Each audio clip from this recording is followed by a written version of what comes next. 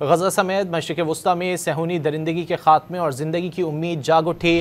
Hamas اور اسرائیل نے ابتدائی طور پر جنگ بندی، یرغمالیوں کی رہائی اور اسرائیلی افواج کے انخلاء کے معاہدے پر دستخط کر دیے۔ صدر ٹرمپ نے معاہدے کو اہم سنگ میل قرار دیتے ہوئے فریقین کے ساتھ منصفانہ رویہ رکھنے کا اعلان کر دیا۔ امریکی صدر نے ڈیل یقینی بنانے پر قطر، مصر اور ترکی کے کردار کو سراہا۔ صدر ٹرمپ کو معاہدے پر دستخط کی خبر ایک اجلاس کے دوران وزیر خارجہ روبیو کی جانب سے سرگوشی کر دی گئی۔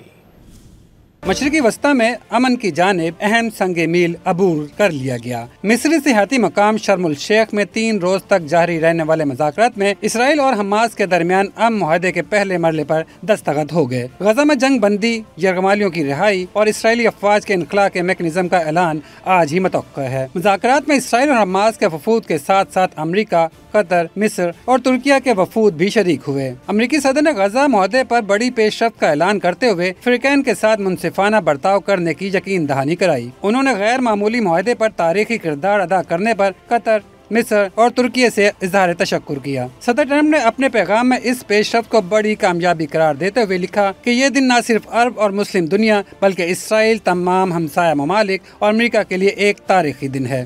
امریکی صدر کو غزہ امن معاہدے کی خوشخبری ایک اجلاس کے دوران سنائی گئی۔ وائٹ ہاؤس میں راؤنڈ ٹیبل مذاکرات جاری تھے کہ وزیر خارجہ مارکو روبیو نے ٹرمپ کو ہاتھ سے لکھا ہوا ایک نوٹ تھمایا۔ ٹرمپ نے نوٹ پڑھ کر ذرا سی حیرت کا اظہار کیا اور پھر مارکو روبیو نے سرگوشی میں انہیں بریف کیا۔